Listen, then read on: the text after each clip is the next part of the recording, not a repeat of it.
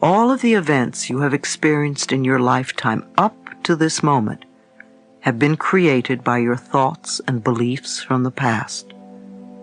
Let's not look back on our lives with shame. Look at the past as part of the richness and fullness of your life.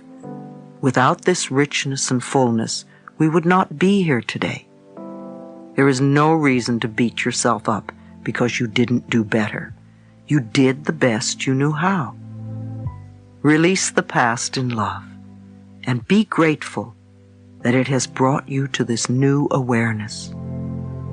The past only exists in our minds and in the way we choose to look at it in our minds. This is the moment we are living. This is the moment we are feeling. This is the moment we are experiencing. What we are doing right now is laying the groundwork for tomorrow. So this is the moment to make the decision. We can't do anything tomorrow, and we can't do it yesterday. We can only do it today.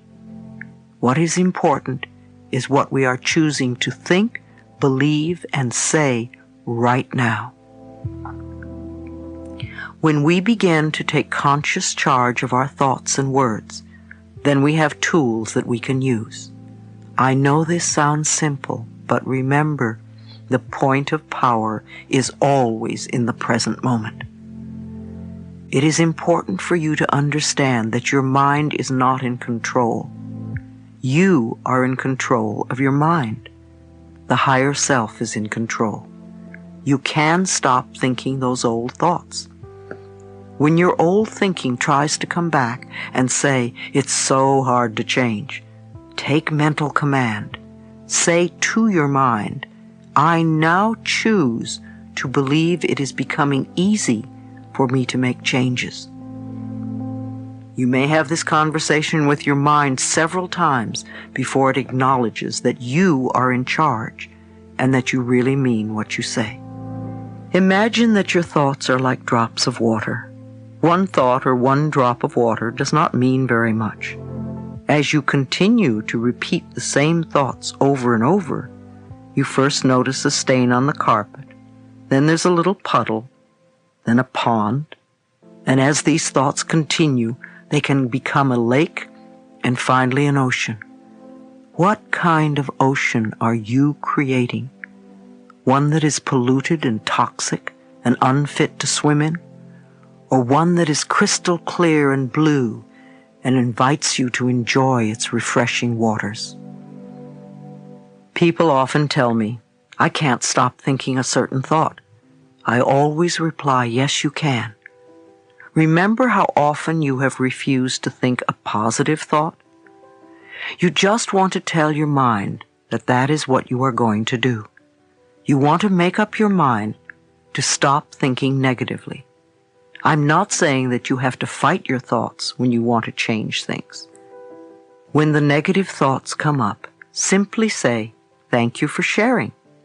In that way, you are not denying what is there, and you are not giving your power over to the negative thought. Tell yourself that you are not going to buy into the negativity anymore. You want to create another way of thinking. Again, you don't have to fight your thoughts. Acknowledge and go beyond them. Don't drown in a sea of your own negativity when you can float on the ocean of life. You are meant to be a wonderful, loving expression of life. Life is waiting for you to open up to it, to feel worthy of the good it holds for you. The wisdom and intelligence of the universe is yours to use. Life is here to support you. Trust the power within you to be there for you. If you get scared, it is helpful to become aware of your breath as it flows in and out of your body. Your breath, the most precious substance of your life, is freely given to you. You have enough to last for as long as you shall live. You accept this precious substance without even thinking. and yet you doubt that life can supply you with the other necessities. Now is the time for you to learn about your own power and what you are capable of doing. Go within and find out who you are. We all have different opinions. You have a right to yours, and I have a right to mine. No matter what goes on in the world, the only thing you can work on is what is right for you. You want to get in touch with your inner guidance because it is the wisdom that knows the answers for you. It's not easy to listen to yourself when your friends and family are telling you what to do. Yet all the answers to all the questions you are ever going to ask are within you now. And every time you say, "I don't know," you shut the door to your own inner wisdom. The messages you get from your higher self are positive and supportive of you. If you start getting negative messages, then you are working from ego and your human mind level, and even perhaps your imagination. Although positive messages often come to us through our imagination and our dreams. Support yourself by making the right choices for you. When in doubt, ask yourself, is this a decision that is loving for me? Is this right for me now? You may make another decision at some later point, a day, a week, or a month later. But ask yourself these questions in each moment. As we learn to love ourselves and trust our higher power, we become co-creators with the infinite spirit of a loving world. Our love for ourselves moves us from being victims to being winners. Our love for ourselves attracts wonderful experiences to us. Have you ever noticed that people who feel good about themselves are naturally attractive? They usually have a quality about them that is just wonderful. They are happy with their lives. Things come to them easily and effortlessly. I learned a long time ago that I am a being of oneness with the presence and power of God. Knowing this, that the wisdom and understanding of Spirit resides within me, and I know that I am, therefore, divinely guided in all my dealings with others. Just as all the stars and planets are in their perfect orbit, I am also in my divine right order. I may not understand everything with my limited human mind. However, on the cosmic level, I know I am in the right place at the right time, doing the right thing. My present experience is a stepping stone to new awareness and new opportunities. Who are you? What did you come here to learn? What did you come here to teach? We all have a unique purpose. We are more than our personalities, our problems, our fears, and our illnesses. We are far more than our bodies. We are all connected with everyone on the planet and with all of life. We are all spirit, light, energy, vibration, and love. And we all have the power to live our lives with purpose and meaning. Chapter 2, Following My Inner Voice. The thoughts we choose to think are the tools that we use to paint the canvas of our lives. I remember when I first heard that I could change my life if I was willing to change my thinking. It was quite a revolutionary idea to me. I lived in New York and discovered the Church of Religious Science. Often people confuse the Church of Religious Science, or Science of Mind, which was founded by Ernest Holmes, with the Christian Science Church founded by Mary Baker Eddy. They all reflect New Thought, however they are different philosophies. The Science of Mind has ministers and practitioners who carry on the teachings of the Church of Religious Science. They were the very first people who told me that my thoughts shaped my future. Even though I didn't understand what they meant, This concept touched what I call the inner ding within me, that place of intuition that is referred to as the voice within.